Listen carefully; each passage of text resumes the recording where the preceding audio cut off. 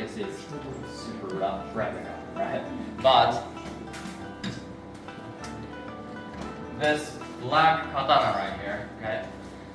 This katana is real katana. Okay? So this blade is real. It was made around 250 years ago. Okay? And this blade is real, so of course we didn't sharpen it, so it's not that harmful. But still, when you hold it like this, it hurts a lot. Touch. Okay? So please be careful when you hold this. And also, please try to compare it with the replica ones. Right? Let me pass it out from this side.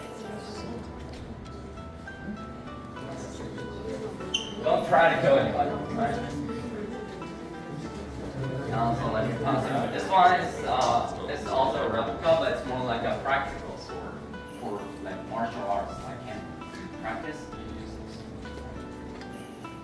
Alright, so let's talk about the katana in this section, okay? So, as I mentioned in the last section, from Muromachi period, okay, they started to use katana on the battlefield.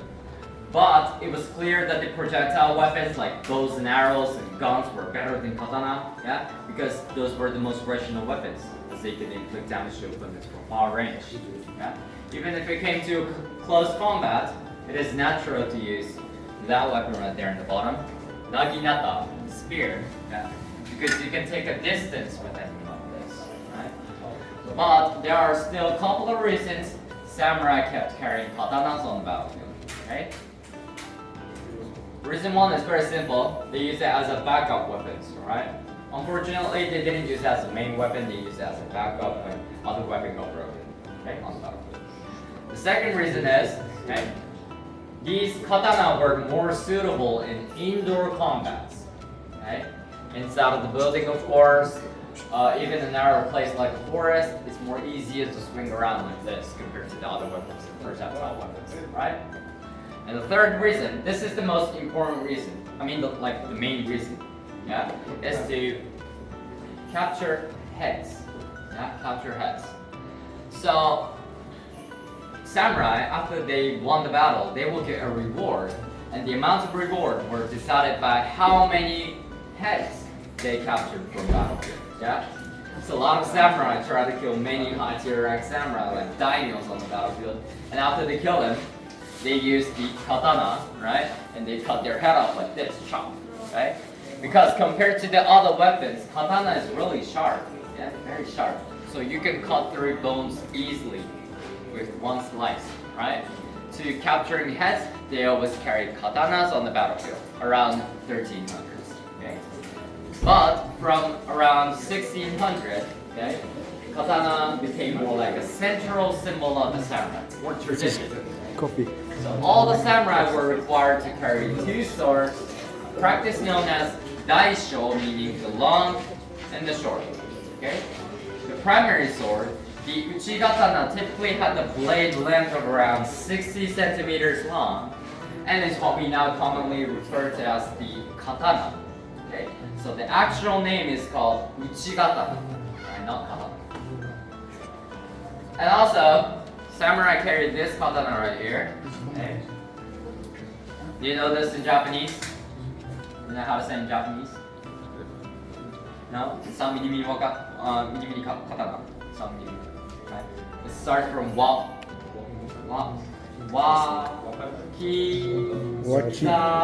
Yes, it's wakizashi, right? This is called wakizashi in Japanese. There are three ways to use this wakizashi. One, they use it, samurai use it as a self-protection, right? They use it as a self-protection. So, they often use it as a self-protection when they usually carry it. Also on the battlefield, they use it as a secondary weapon, right? But also, common rank people like farmers and fishermen, they also carry the katana, this wakizashi, when they go outside in the midnight or when they go to trade. They use it as a self-protection. Okay? Second way is, in Edo period, samurai have privileges called kiriste gomen. This privileges, samurai can kill common rank people like farmers and fishermen if they do something disrespectful things or attitude as samurai. Okay? And samurai have a right to kill with this wakizashi. Yes. And the third way is, maybe some of you know, you cut your belly by yourself like this. Yeah? Yeah, it's called seppuku, right? But there's one more other way to say it. Yes, haraki, right? Seppuku and haraki. It's almost the same meaning. It uses same kanji, but it's slightly different. Okay?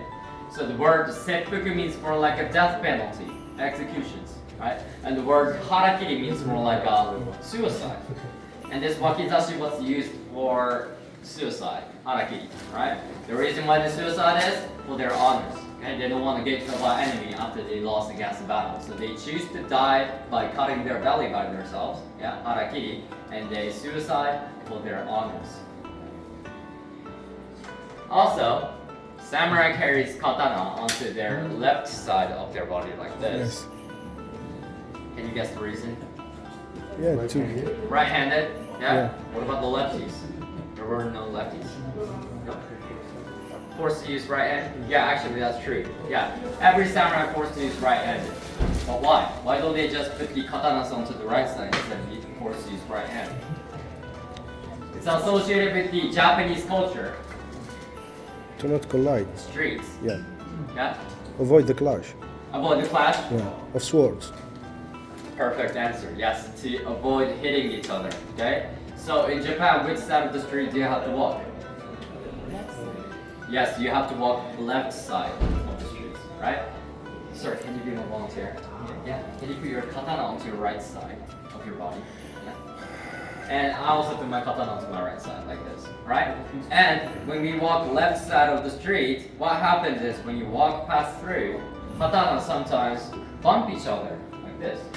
Okay? And that means you're going to challenge to someone. So, I'm sorry, like this. Yeah, right. To avoid bumping each other, thank you so much. To avoid bumping each other, they always have to carry katanas onto their left side. Okay, and of course, if you put it on the left side, you have to use your right hand, right? So that is why all the samurai were right-handed. Okay? Lefty no chance. Lefty no chance. Now also, when you put the katana back into the stand, the handle always has to look left when you see from the front. Okay? The reason is they're all right-handed, so if you put the handles on the right side, that means you're going to challenge to someone. Yeah, you can pull it out. You can draw the sword easily like this.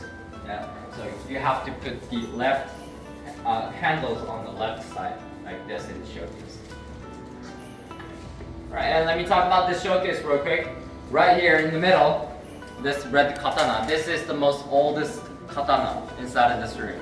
I mean the most oldest exhibitions. Right? It was made more than 700 years ago, and it was made for a person named Honda Tadakazu, one of the famous samurai in Japanese history. When you take a look at the handguard, there's a gold circle on it. It's a family crest of Honda family, right?